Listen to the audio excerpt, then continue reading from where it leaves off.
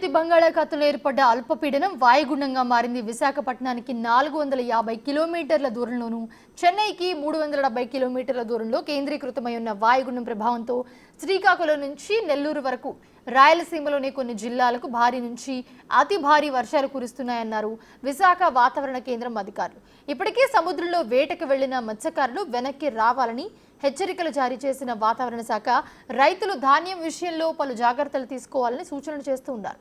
వాయుగుండం ప్రభావంపై Visakha RK beach నుంచి మరింత సమాచారాన్ని మా ప్రతినిధి రాజు అందిస్తారు.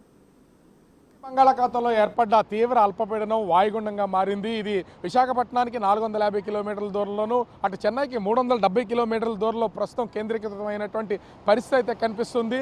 ఇప్పటికే సముద్రం అల్లకల్లోలంగా మారింది. భారీ ఎత్తున అలలు ఎగసిపడుతున్నాయి. సముద్ర తీరంలో అటు తుఫాన్లు కానీ వాయుగుండాలు వచ్చినటువంటి సమయంలో సముద్ర తీర ప్రాంతం అంతా కూడా అల్లకల్లోలంగా ఉంటుంది. మనం చూడొచ్చు, అలల తీవ్రతను బట్టి అర్థం చేసుకోవచ్చు.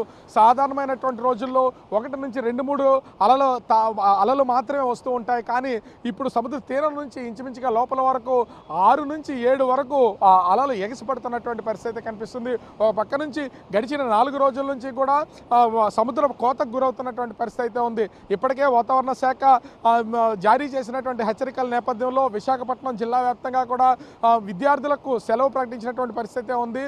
ఎలాంటి అవాంఛనీయ సంఘటనలు జరగకుండా ఉండాలనే ఉద్దేశంతో జిల్లా కలెక్టర్ హరీంద్ర ప్రసాద్ ఇప్పటికే విద్యార్థులకు అటు కాలేజీలకు కూడా సెలవులు అయితే ప్రకటించినటువంటి పరిస్థితి కనిపిస్తుంది. ముఖ్యంగా చూస్తే మత్స్యకారులు ఎవరు కూడా వేటకు వెళ్ళొద్దని హెచ్చరికలు జారీ చేసినటువంటి నేపథ్యంలో మత్స్యకారులందరూ కూడా ప్రస్తుతం ఒడ్డుకు చేరుకున్నటువంటి పరిస్థితి ఉంది. విశాఖ ఫిషర్మెన్ జట్టీలో దాదాపుగా అటు శ్రీకాకుళం ఒరిస్సా నుంచి వచ్చేటువంటి బోట్లు, అదేవిధంగా చెన్నై నుంచి వచ్చేటువంటి బోట్లతో సహా మొత్తం అన్ని 600 బోట్లకు పైనే ప్రస్తుతం జట్టీలకు పరిమితమైనటువంటి పరిస్థితి కనిపిస్తుంది.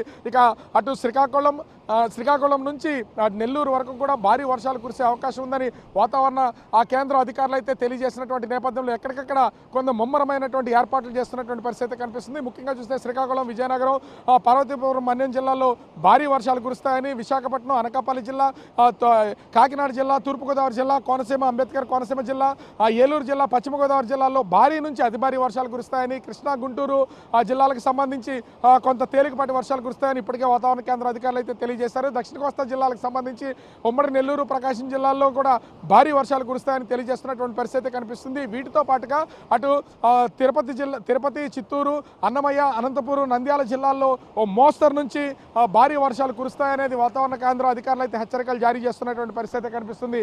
అంటే గడిచినటువంటి 4 రోజుల నుంచి కూడా వర్షాలు విస్తృతంగా కురుస్తున్నటువంటి నేపథ్యంలో రైతులు కొంత ఇబ్బందికర వాతావరణం అయితే ఉన్నటువంటి పరిస్థితులు అయితే ఉన్నాయి. ఆరుగాలం పండించినటువంటి పండుగ ప్రస్తుతం అయితే హార్వెస్టింగ్ సీజన్, కోతలు కోసినటువంటిది అయితే ఉంది.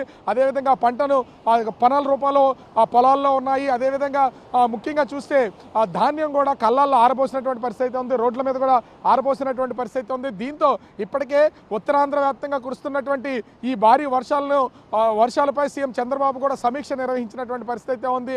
ఎక్కడ ఎలాంటి అవాంఛనీయ సంఘటనలు జరగకూడదు, అదేవిధంగా స్కూళ్ళకి సెలవులు ఇచ్చినటువంటి వివరాలు కూడా తెలుసుకున్నటువంటి పరిస్థితి ఉంది. ప్రజలందరితో పాటుగా అధికారులను అప్రమత్తం చేయండి, ముంపు ప్రాంతాలు ఏమైనా ఉంటే భారీ వర్షాలు కురిసి అక్కడ తగు జాగ్రత్తలు తీసుకోవాలని సీఎం చంద్రబాబు తెలియజేసినటువంటి పరిస్థితి ఉంది. అయితే ఈ మారినటువంటి వాయుగుండం అటు విశాఖపట్నానికి 450 కిలోమీటర్ల దూరంలోను, అటు తమిళనాడుకి దాదాపుగా చెన్నైకి 370 కిలోమీటర్ల దూరంలోనూ కేంద్రీకృతం ఉన్నటువంటి నేపథ్యంలో ఎప్పుడు తీరాన్ని తాగుతుందనే విషయాన్ని మీద వాతావరణ అధికారులు అయితే ఇప్పటికే హెచ్చరికలు జారీ చేస్తున్నటువంటి పరిస్థితి ఉంది. దాదాపుగా సముద్ర తీర ప్రాంతంలో అటు 55 కిలోమీటర్ల నుంచి 65 కిలోమీటర్ల వేగంతో భారీ ఈదురుగాలు వేస్తాయని తెలియజేస్తున్నారు. ఓవరాల్గా చూస్తే ఈ తుఫాను ఎఫెక్ట్ మొత్తం అటు శ్రీకాకుళం నుంచి నెల్లూరు వరకు, అదేవిధంగా రాయలసీమలో ఉన్నటువంటి అన్ని జిల్లాల్లోనూ వర్ష ప్రభావం ఉన్నటువంటి పరిస్థితి కనిపిస్తోంది.